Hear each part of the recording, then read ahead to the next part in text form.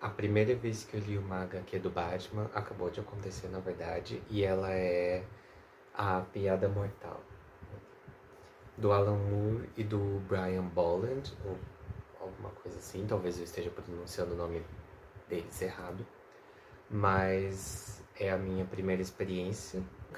Nunca li nada do Batman ou de super-heróis, nunca assisti muita coisa também do Batman, eu conheço pouquíssimo. A única coisa que eu vi que foi relacionada foi aquele último filme do Coringa, com o Joaquim Fênix, que eu não sei até que ponto pode ser parâmetro para dizer que eu conheço alguma coisa sobre o Coringa, porque me parece que o que fizeram lá é um pouco diferente do que a gente vê aqui, né?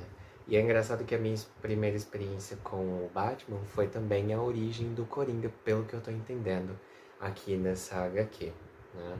A gente tem então o, o Batman basicamente entrando num asilo, onde ele tem, como é que chama?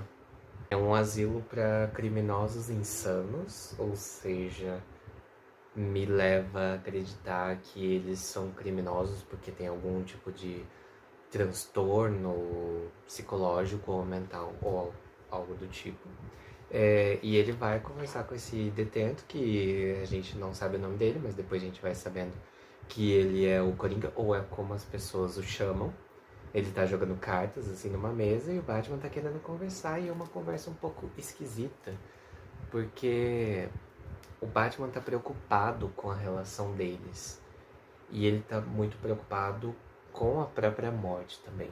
Isso são interpretações minhas, assim. Mas ele começa a falar de, tipo... Ele se pergunta meio que, tipo, por que que a gente se odeia tanto e tal, se a gente nem se conhece. Isso ele faz esse questionamento ele faz um pouquinho mais pra frente, assim.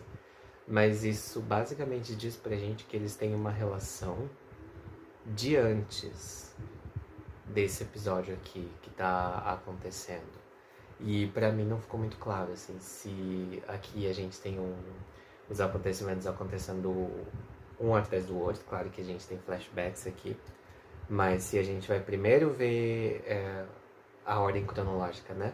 Primeiro é a gente aqui no asilo, depois ele construindo o circo que ele vai construir e depois fazendo o que ele vai fazer, né? Mas enfim.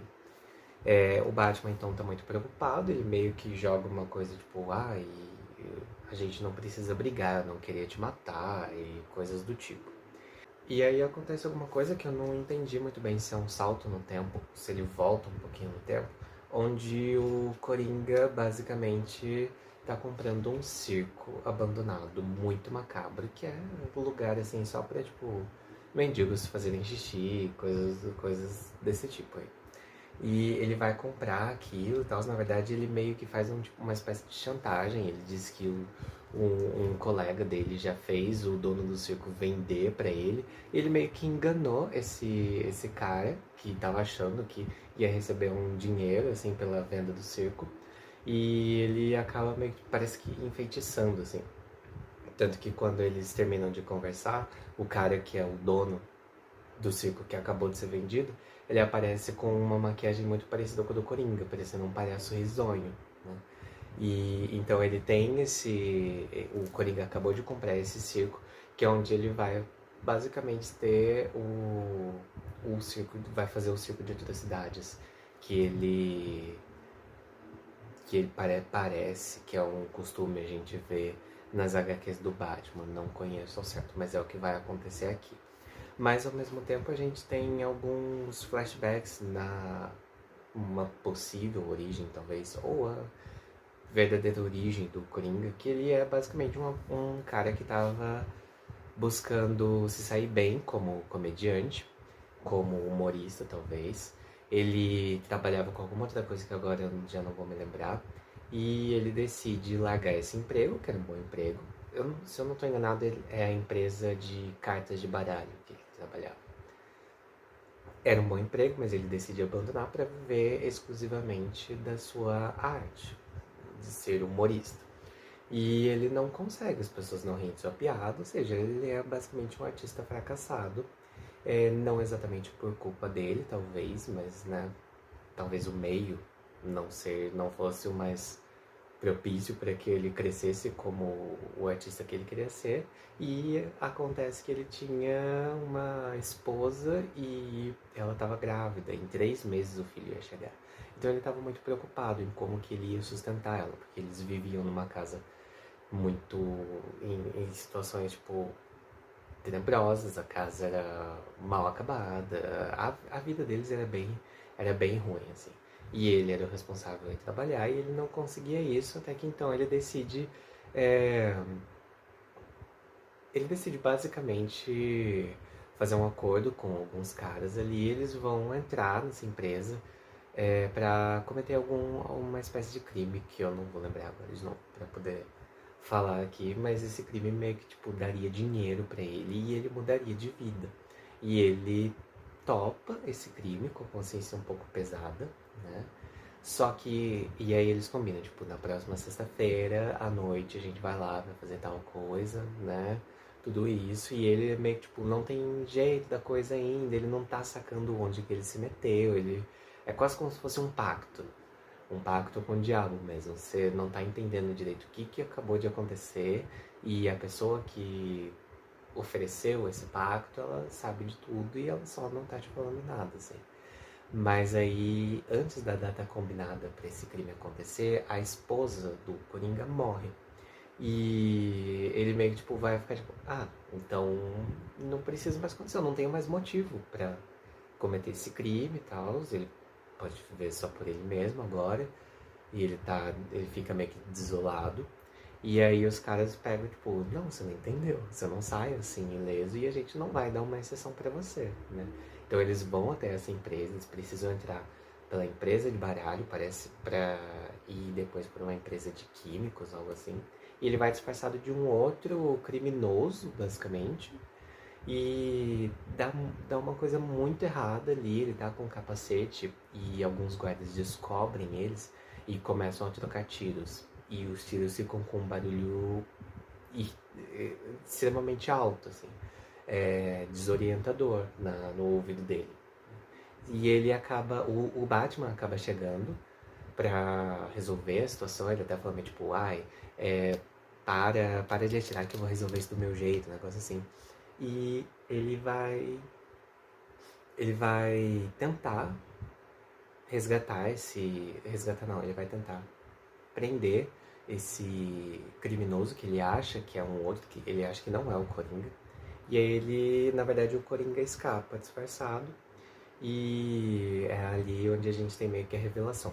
Do nada, não entendi direito porque se na água tinha alguma coisa, de repente algum ácido, mas o Coringa vai tirar esse. Ele vai correr um tempo ainda, ele cai numa espécie de rio, alguma coisa assim.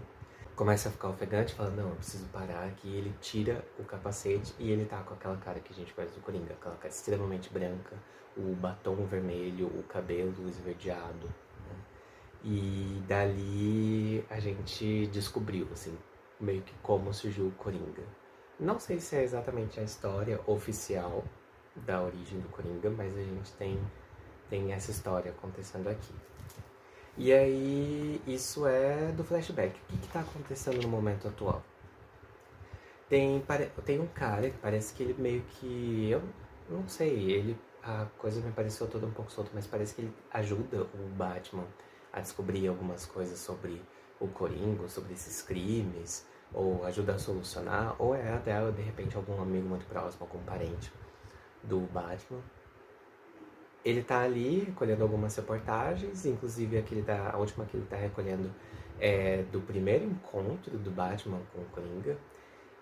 E ele, que aconteceu, pelo que eu entendi, há uns 20 anos atrás, talvez 15, 20 anos, porque esse senhor tá conversando com a filha dele, e a filha dele comenta, e a primeira vez que o senhor me falou disso, desse cara extremamente pálido, de cabelo verde, eu era uma criança, eu fiquei super assustada, e ela é uma adulta agora.